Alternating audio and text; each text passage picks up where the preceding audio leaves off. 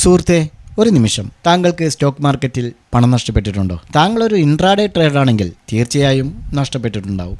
പ്രത്യേകിച്ചും ഒരു option buyer ആണെങ്കിൽ. മാർക്കറ്റിനെ കുറിച്ച് മതിയായ അറിവില്ലാത്തതും ഒരു കാരണമാണ്. പോയത് തിരിച്ചു പിടിക്കുകയും ലാഭം നേടുകയും വേണ്ടേ? പക്ഷേ ഞങ്ങൾ പറയുന്നത് കേൾക്കണം. അങ്ങനെയെങ്കിൽ താഴെ ലിങ്കുണ്ട്, കയറി വരിക. എന്നാൽ പിന്നെ അവിടെ വെച്ച് കാണാം. സത്യം പറഞ്ഞാൽ വ്യാഴാഴ്ച മാർക്കറ്റ് വല്ലാതെ വെള്ളം കുടിപ്പിച്ചു. ഇങ്ങനെ ഒരു മാർക്കറ്റ് എൻ്റെ ഓർമ്മയിൽ ഉണ്ടായിരിക്കാം, പക്ഷേ എനിക്ക് ഓർമ്മ കിട്ടുന്നില്ല. ഇതിനു മുമ്പും ഉണ്ടായിരുന്നിരിക്കാം. എല്ലാ ദിവസവും ഞങ്ങൾ പ്രോഫിറ്റിലാണ് ഞങ്ങൾ അവസാനിപ്പിക്കാറ്.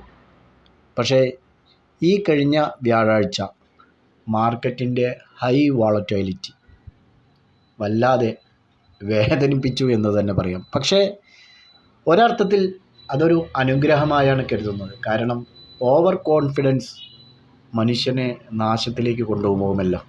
എല്ലാ ദിവസവും പ്രോഫിറ്റായി കഴിഞ്ഞാൽ അത് പിന്നീട് അഹങ്കാരത്തിന് വഴിയൊരുക്കും. ഞങ്ങൾ വ്യാഴാഴ്ച 13 ട്രേഡുകൾ എടുത്തു. 6 എണ്ണം SL ഹിറ്റടിച്ചു. പ്രോഫിറ്റ് 7 എണ്ണം. പക്ഷേ ഒരെണ്ണം പ്രോഫിറ്റ് കൂടുതലാണെങ്കിലും അന്ന് ഞങ്ങൾക്ക് ബ്രോക്കറേജോടുകൂടി വന്നതുകൊണ്ടുകൂടി ഈക്വൽ ടു ഈക്വലാണ്. ഞങ്ങൾക്ക് നഷ്ടവുമില്ല, ലാഭവുമില്ല.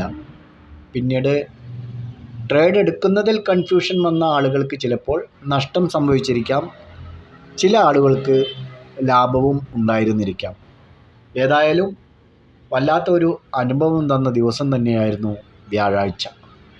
മാർക്കറ്റിലേക്ക് വരുമ്പോൾ വ്യാഴാഴ്ച നമ്മൾ വീഡിയോ ചെയ്തിട്ടില്ല. വ്യാഴാഴ്ചത്തേക്ക് കൊടുത്ത 2 സ്റ്റോക്കുകൾ, ഒന്ന് ആരോ ഫാർമയും രണ്ടാമത്തത് വൈഭവ് GBLുമായിരുന്നു. ആരോ ഫാർമ നമ്മൾ 1167 ബൈ ചെയ്യാൻ പറഞ്ഞിട്ടുണ്ടായിരുന്നത്. ഓപ്പൺ ചെയ്തത് അന്ന് 9:15 ഓപ്പൺ ചെയ്തത് 1163 പിന്നീട് അവിടെ നിന്ന് അങ്ങോട്ട് നമ്മൾ പറഞ്ഞ എൻട്രി പ്രൈസിലേക്ക് 1167 എത്തി. നമുക്ക് എൻട്രി കിട്ടി. ഫസ്റ്റ് ടാർഗറ്റ് വരെ പോയുള്ളൂ. 1173 നമ്മൾ പറഞ്ഞ ഫസ്റ്റ് ടാർഗറ്റ്. 1173 90 വരെ പോയിട്ടുണ്ട്. അതുകൊണ്ട് 4 പോയിൻ്റ് അതിൽ ക്യാച്ച് ചെയ്യാൻ പറ്റിയിട്ടുണ്ടാവും എന്ന് വിചാരിക്കുന്നു. രണ്ടാമത്തേത് വൈഭവ് GBL പറഞ്ഞിരുന്നത്. 520 നമ്മൾ ബൈ എൻട്രി കൊടുത്തിട്ടുണ്ടായിരുന്നത്. ഓപ്പൺ ചെയ്തത് 522 എന്നിട്ട് താഴത്തേക്ക് വരിക ചെയ്തത്. 513.65 വരെ വന്നു. അതുകൊണ്ട് തന്നെ തിരിച്ച് കയറുന്നതിനിടയ്ക്ക് 520 നമുക്കൊരു ബൈ എൻട്രി കിട്ടിയിട്ടുണ്ട്. അന്ന് ഹൈ ക്രിയേറ്റ് ചെയ്തത് 524.45 നമ്മുടെ ഫസ്റ്റ് ടാർഗറ്റ് 524 അതുകൊണ്ട് തന്നെ അതിൽ ഒരു 4 പോയിൻറ്റോളം പ്രോഫിറ്റ് ബുക്ക് ചെയ്യാൻ പറ്റിയിട്ടുണ്ടാവും എന്ന് പ്രതീക്ഷിക്കുന്നു. നിഫ്റ്റിയിലേക്ക് വരുമ്പോൾ ബാങ്ക് നിഫ്റ്റി ആദ്യം പറയാം. 44,750 ആയിരിക്കും ഇമ്മീഡിയറ്റ് സപ്പോർട്ട്. പിന്നീട് അവിടെ നിന്നും താഴെ വരികയാണെങ്കിൽ 44,600, 44,500, 44,430 എന്നിങ്ങനെ സപ്പോർട്ടുകളുണ്ട്. റെസിസ്റ്റൻസ് നോക്കുകയാണെങ്കിൽ 45,140 ഫസ്റ്റ് റെസിസ്റ്റൻസ് ആക്ട് ചെയ്യും. പിന്നീട് 45,260, 45,500, പിന്നീട് അവിടെ നിന്ന് അങ്ങോട്ട് 45,750 എന്നിങ്ങനെ റെസിസ്റ്റൻസ് ആക്ട് ചെയ്യും എന്ന് പ്രതീക്ഷിക്കുന്നു. ഇനി നിഫ്റ്റിയെ സംബന്ധിച്ചിടത്തോളം 21,280 ആയിരിക്കും ഫസ്റ്റ് സപ്പോർട്ട്. 21,135 സെക്കൻഡും 20,980 തേർഡ് സപ്പോർട്ടുമായിട്ട് ആക്ട് ചെയ്യും എന്ന് പ്രതീക്ഷിക്കുന്നു. 21,410 ആയിരിക്കും ഫസ്റ്റ് റെസിസ്റ്റൻസ്. 21,490, 21,550 എന്നിങ്ങനെ റെസിസ്റ്റൻസുകൾ കാണുന്നുണ്ട്. നമുക്ക് നാളത്തേക്കുള്ള 2 ട്രേഡുകൾ പരിചയപ്പെടാം. ആദ്യത്തേത് ട്രെൻഡാണ്. ട്രെൻഡ് ഒരു head and shoulder pattern form ആയിട്ടുണ്ട്. അതുകൊണ്ട് തന്നെ ഇത് നാളെ ബ്രേക്ക് ചെയ്ത് ഈ ലൈൻ ബ്രേക്ക് ചെയ്ത് സ്റ്റേ ചെയ്യുകയാണെങ്കിൽ നമുക്കൊരു എൻട്രി കൊടുക്കാം. ഈ ലൈൻ ക്രോസ് ചെയ്ത് സസ്റ്റെയിൻ ചെയ്യുകയാണെങ്കിൽ നമുക്കൊരു എൻട്രി പോസിബിളാണ്. 3,252 നമുക്കൊരു ബൈ എൻട്രി കൊടുക്കാം. 3,243 സ്റ്റോപ്പ് ലോസ് വെക്കണം. 3,263 ഫസ്റ്റ് ടാർഗറ്റ്, 3,279, 3,285 എന്നിങ്ങനെ പോകാൻ സാധ്യതയുണ്ട്. രണ്ടാമത്തേത് സ്റ്റാറാണ്. സ്റ്റാർ ഇങ്ങനെ ഒരു ട്രെൻഡ് ലൈനിലാണ് ഉള്ളത്. അതുകൊണ്ട് തന്നെ നാളെ ഇന്നിപ്പോൾ 686 നിൽക്കുന്നത്. 686 ഈ ഒരു ലൈൻ ബ്രേക്ക് ചെയ്യുകയാണെങ്കിൽ 690 നമുക്കൊരു ബൈ എൻട്രി പോസിബിളാണ്. 686 സ്റ്റോപ്പ് ലോസ് വെക്കണം. 694, 697 എന്നിങ്ങനെ പോകാൻ സാധ്യത കാണുന്നുണ്ട്.